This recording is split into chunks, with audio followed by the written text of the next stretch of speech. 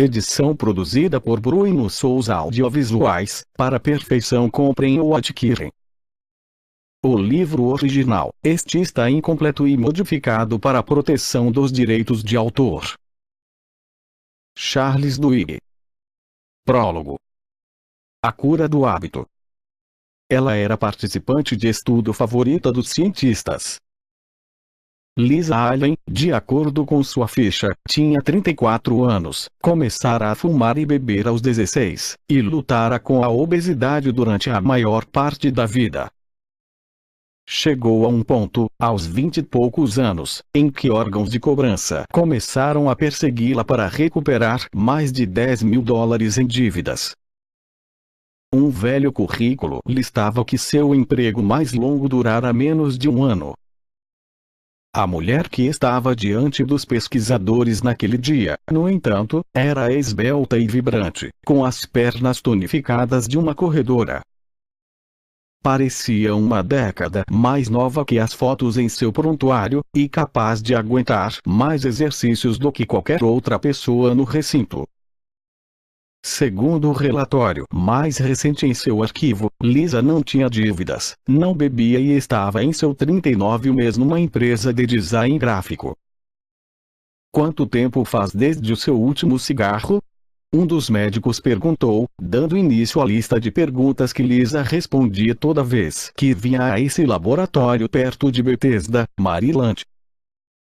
Quase 4 anos, ela disse, e perdi 27 quilos e corri uma maratona desde então. Ela também começara um mestrado e comprara uma casa. Tinha sido um período cheio de acontecimentos. O grupo de cientistas na sala incluía neurologistas, psicólogos, geneticistas e um sociólogo. Durante os últimos 3 anos, com verba dos Institutos Nacionais de Saúde, eles vinham investigando Lisa e mais de 20 outros indivíduos que haviam deixado de ser fumantes, comedores compulsivos, bêbados problemáticos, viciados em compras e possuidores de outros hábitos destrutivos.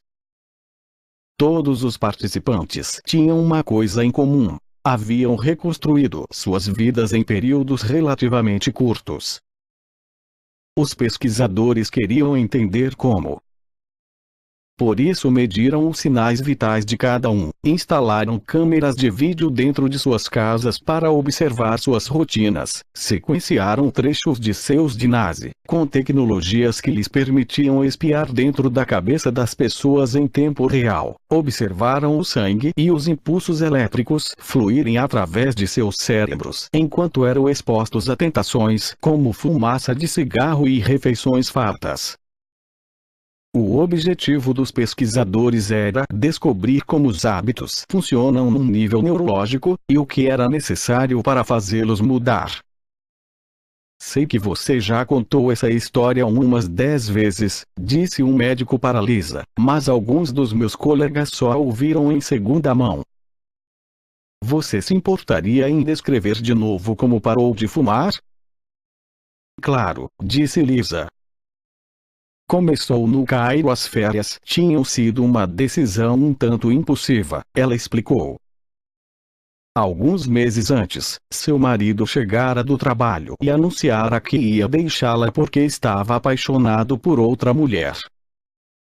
Lisa levou um certo tempo para processar a traição e assimilar o fato de que estava realmente se divorciando.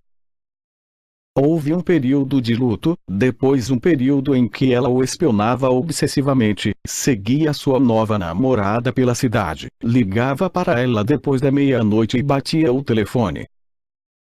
Depois houve a noite em que Lisa apareceu na casa da namorada, bêbada, esmurrando a porta dela e gritando que ia queimar o prédio inteiro.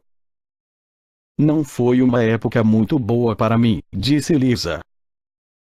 Eu sempre quisera ver as pirâmides, e ainda não tinha estourado o limite dos meus cartões de crédito. Então, em sua primeira manhã no Cairo, Lisa acordou com o raiar do dia ao som do chamado para a oração de uma mesquita ali perto. Estava escuro como breu dentro de seu quarto de hotel. meio cega, e com o fuso horário alterado, ela pegou um cigarro. Estava tão desorientada que não percebeu, até sentir o cheiro de plástico queimado, que estava tentando acender uma caneta, não um Marlboro. Lisa passara os últimos 4 meses chorando, comendo compulsivamente, sem conseguir dormir, e sentindo-se envergonhada, desamparada, deprimida e furiosa, tudo ao mesmo tempo. Deitada na cama, ela entrou em colapso. Foi como se aquela onda de tristeza me engolisse, ela disse. Senti como se tudo o que eu jamais quisera tivesse desmoronado. Eu nem conseguia fumar direito. E então comecei a pensar no meu ex-marido, e em como seria difícil arranjar outro emprego quando eu voltasse, e como eu ia odiar esse emprego, e como me sentia pouco saudável o tempo todo. Levantei e derrubei uma jarra d'água que se estilhaçou no chão, e comecei a chorar ainda mais.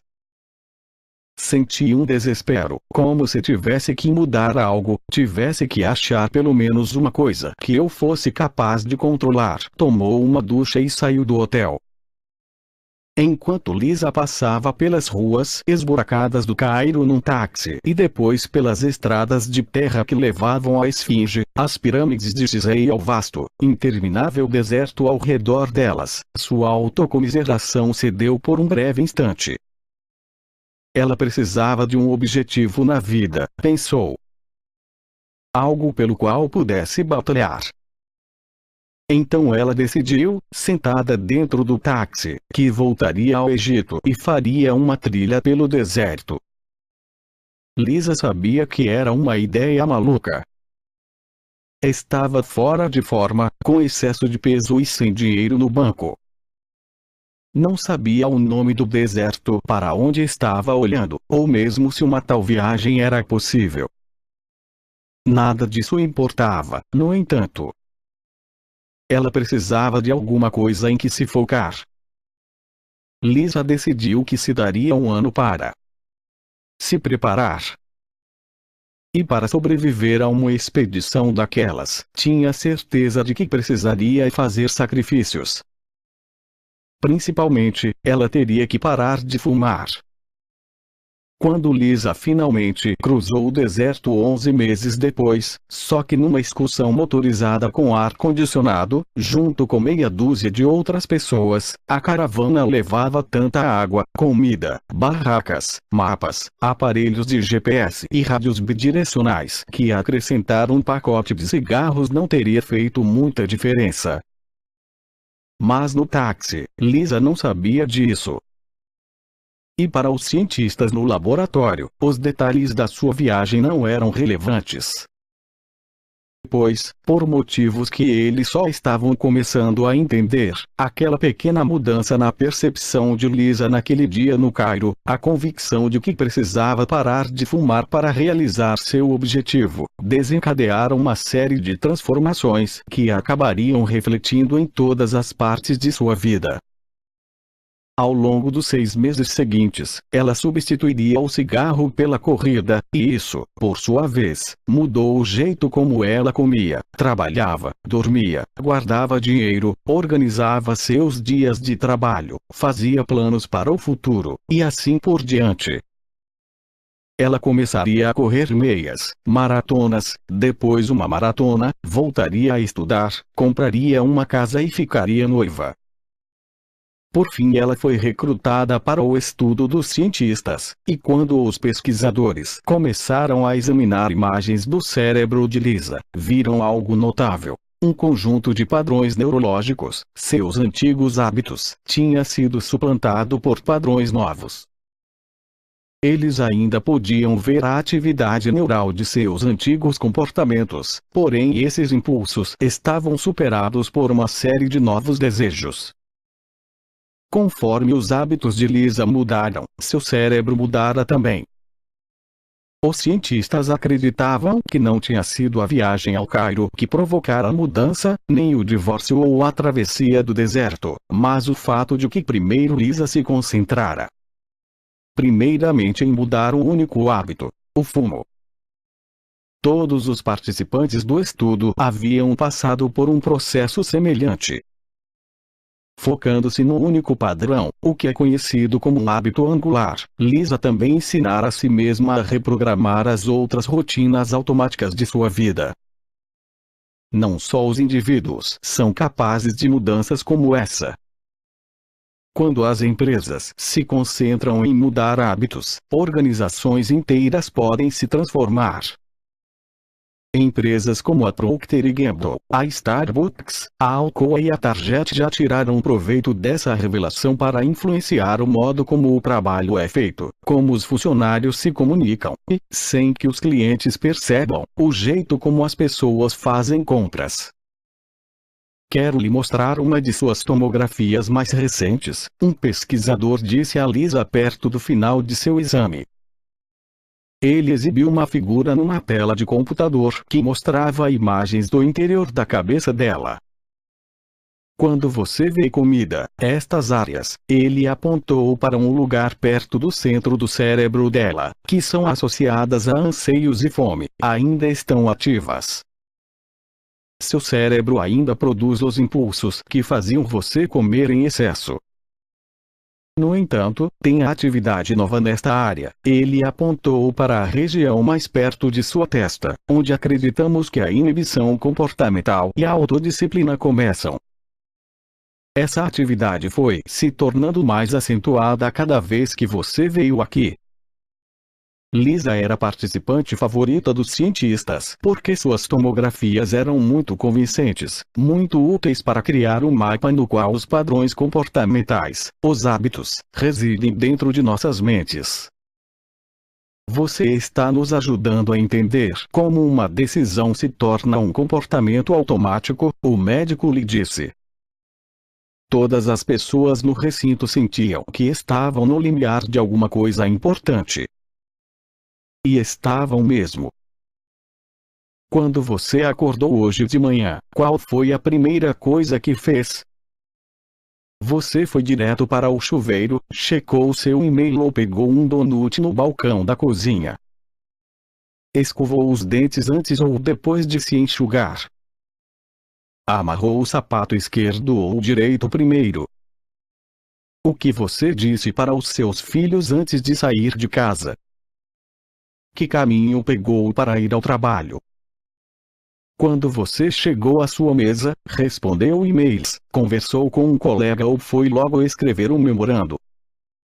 Salada ou hambúrguer no almoço? Quando chegou em casa, calçou tênis e saiu para correr, ou pegou um drink e foi jantar na frente da TV? Toda a nossa vida, na medida em que tem forma definida, não é nada além de uma massa de hábitos, escreveu William James em 1892.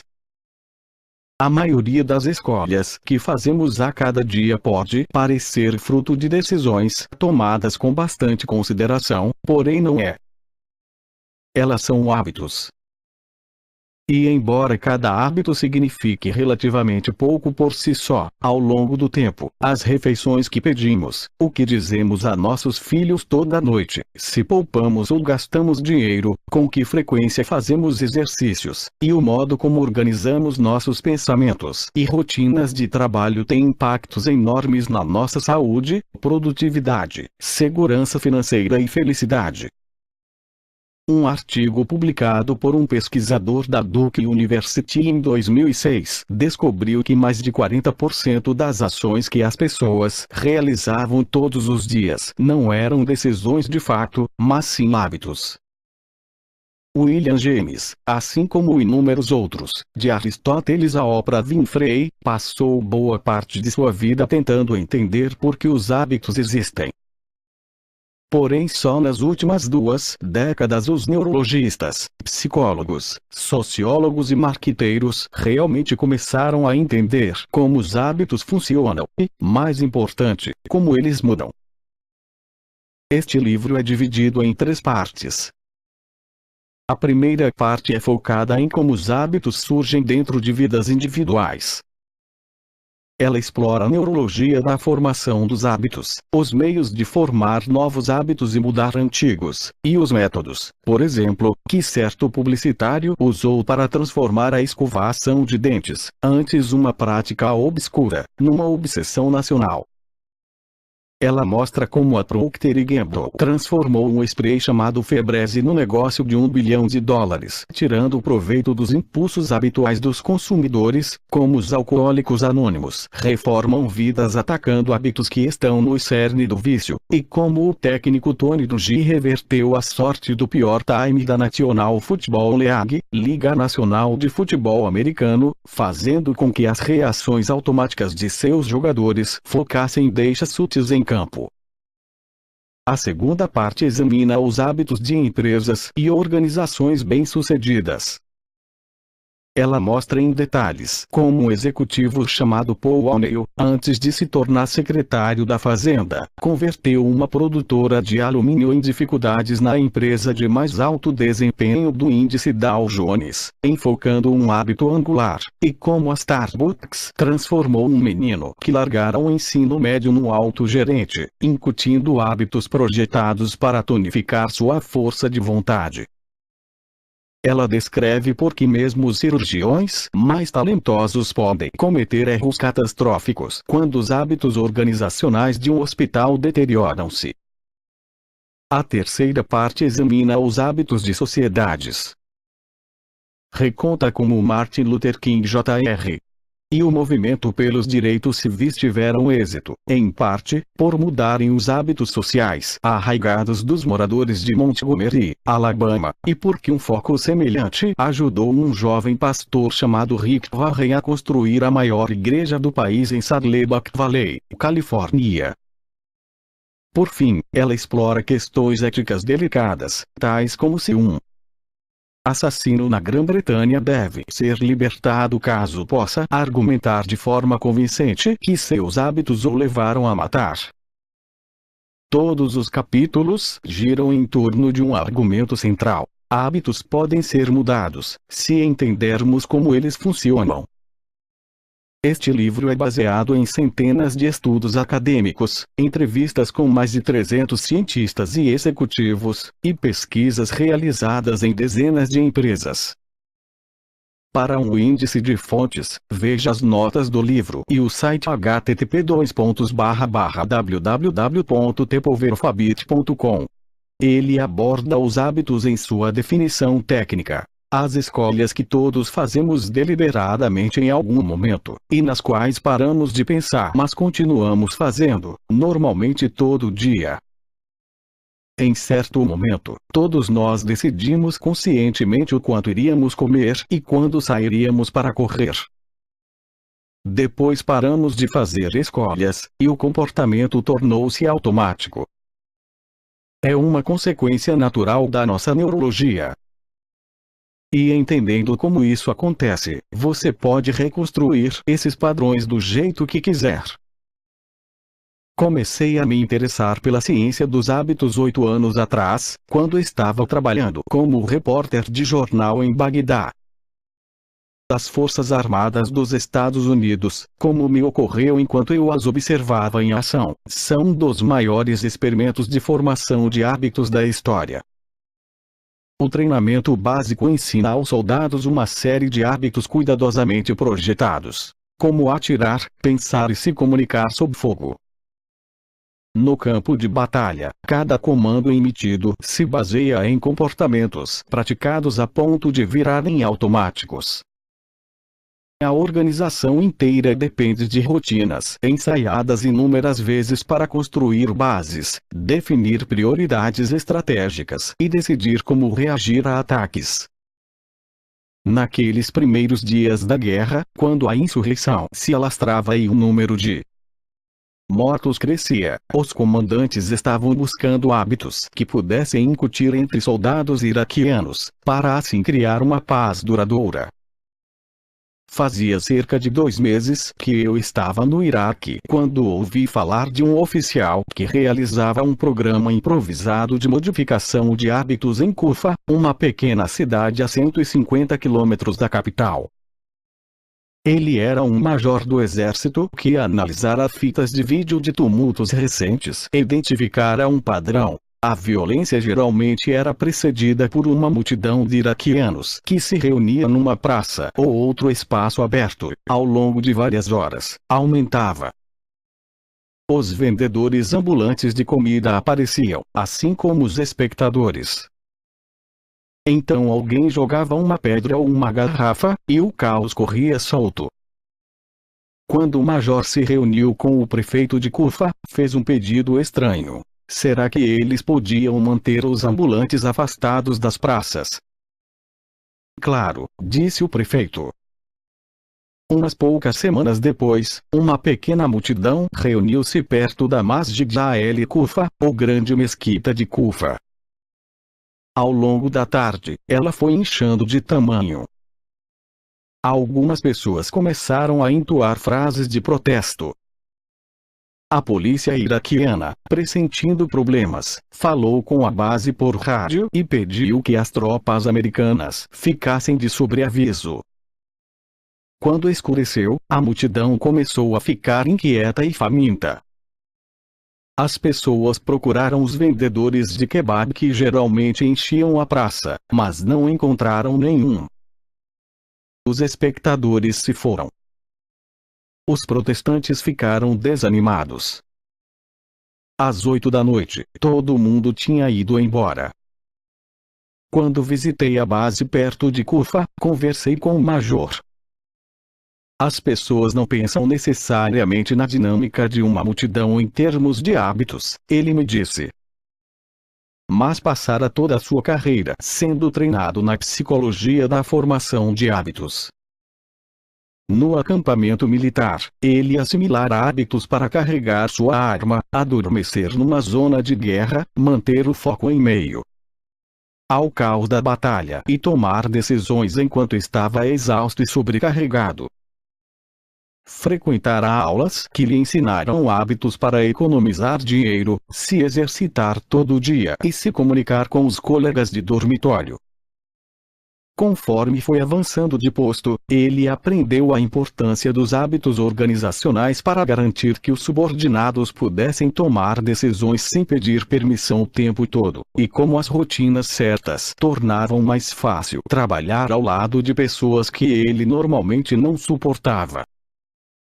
E agora, na tarefa improvisada de construir uma nação, ele estava vendo como multidões e culturas seguiam muitas das mesmas regras.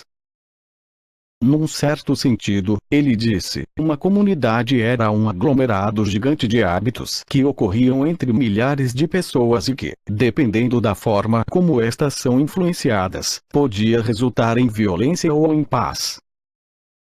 Além de retirar os vendedores ambulantes, promoverá dezenas de experimentos diferentes em Kufa para influenciar os hábitos dos moradores. Não houvera um único tumulto desde que chegara. Entender os hábitos foi a coisa mais importante que aprendi no exército, o major me disse. Isso mudou tudo no modo como vejo o mundo. Você quer adormecer rápido e acordar se sentindo bem. Preste atenção aos seus padrões noturnos e ao que faz automaticamente quando acorda. Quer fazer com que correr seja fácil. Crie estímulos para transformar isso numa rotina. Treino meus filhos com esse tipo de pensamento. Minha mulher e eu escrevemos planos de hábitos para o nosso casamento. É só nisso que falamos em reuniões de comando. Ninguém em Kufa teria me dito que podíamos influenciar multidões retirando as barraquinhas de kebab, mas uma vez que você vê tudo como um monte de hábitos, é como se alguém te desse uma lanterna e um pé de cabra e você pudesse pôr as mãos à obra. O major era um homem pequeno da Geórgia. Estava o tempo todo cuspindo sementes de girassol ou tabaco mascado numa xícara. Ele me disse que, antes de entrar para as Forças Armadas, sua melhor opção de carreira era consertar linhas telefônicas ou, possivelmente, virar traficante de metanfetamina, caminho que alguns de seus colegas de ensino médio tinham escolhido com menos êxito. Agora, ele supervisionava 800 tropas numa das organizações de guerra mais sofisticadas do planeta.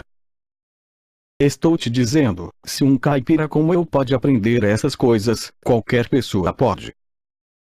Eu falo para os meus soldados o tempo todo, não tem nada que você não possa. Se criar os hábitos certos na última década, nossa compreensão da neurologia dos hábitos e do modo como os padrões funcionam dentro de nossas vidas, sociedades e organizações expandiu-se de maneira que não poderíamos ter imaginado 50 anos antes.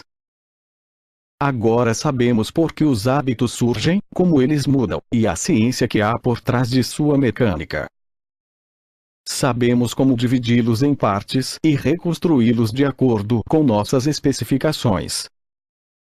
Entendemos como fazer as pessoas comerem menos, se exercitarem mais, trabalharem de forma mais eficiente e levarem vidas mais saudáveis. Transformar um hábito não é necessariamente fácil nem rápido. Nem sempre é simples. Mas é possível. E agora entendemos como. Parte 1. Os hábitos dos indivíduos. 1. O loop do hábito, como os hábitos funcionam.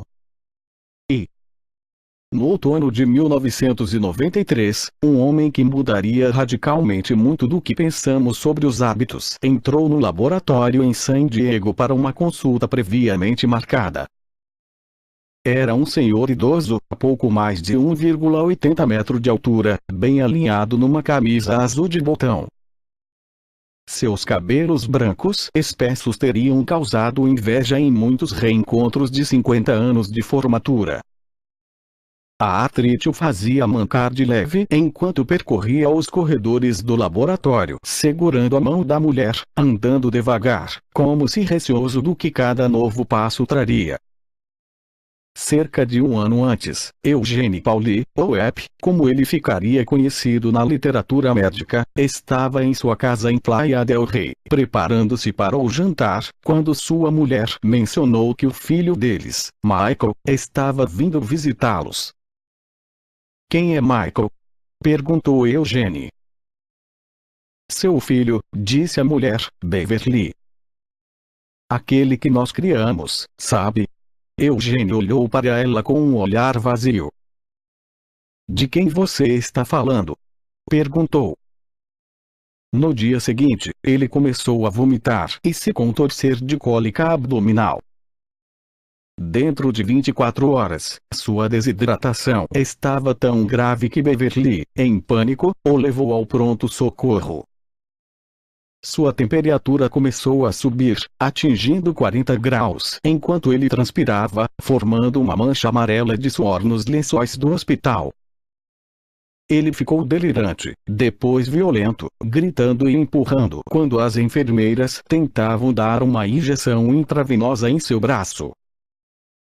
Só depois de sedá-lo é que um médico conseguiu cravar uma agulha comprida entre duas vértebras da base de sua coluna e extrair umas poucas gotas de líquido cefalorraquidiano.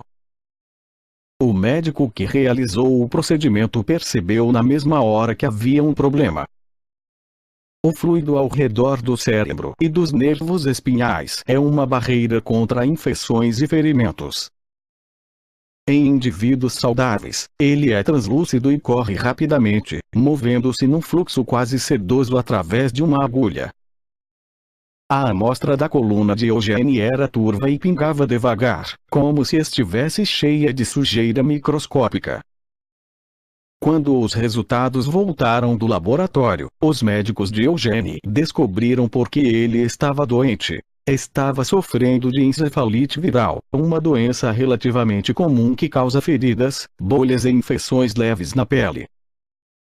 Em casos raros, no entanto, o vírus pode traçar um caminho até o cérebro, provocando lesões catastróficas conforme devora as delicadas dobras de tecido onde nossos pensamentos, sonhos e, de acordo com alguns, nossas almas, residem.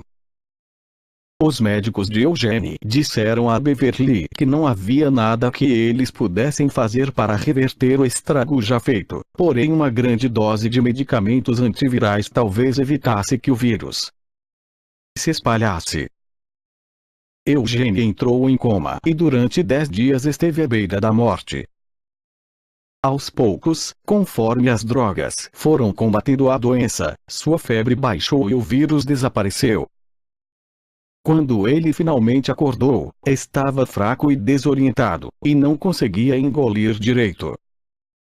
Não conseguia formar frases e às vezes ficava ofegante, como se tivesse esquecido momentaneamente como se respira. Mas ele estava vivo. Por fim, Eugene estava bem o bastante para passar por uma bateria de testes. Os médicos ficaram surpresos ao descobrir que seu corpo, incluindo seu sistema nervoso, parecia em boa parte ileso. Ele conseguia mexer os membros e reagia a sons e luzes.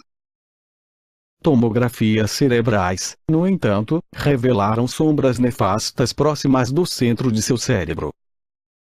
O vírus destruíra um trecho oval de tecido perto de onde o crânio encontrava a coluna vertebral.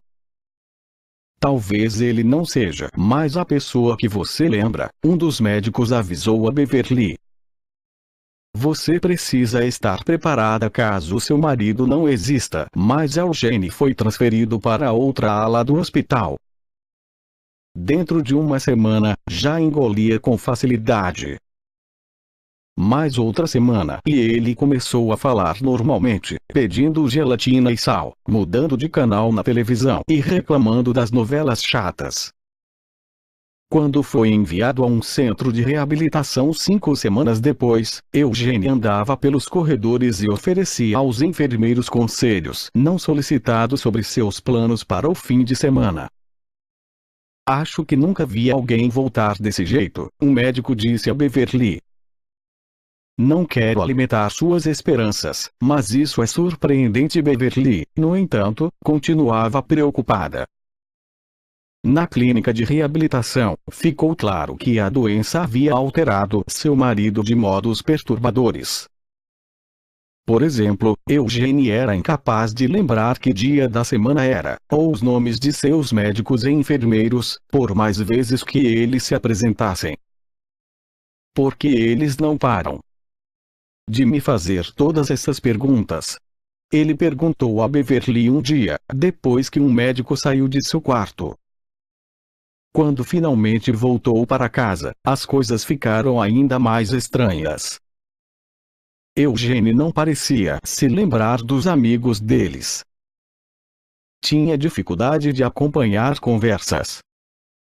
Às vezes, de manhã, saía da cama, andava até a cozinha, fritava bacon e ovos para comer, depois voltava para debaixo das cobertas e ligava o rádio. 40 minutos depois, fazia a mesma coisa. Levantava, fritava bacon e ovos, voltava para a cama e mexia no rádio. Depois fazia tudo de novo. Assustada, Beverly procurou a ajuda de especialistas, entre os quais um pesquisador da Universidade da Califórnia, em San Diego, especializado em perda de memória.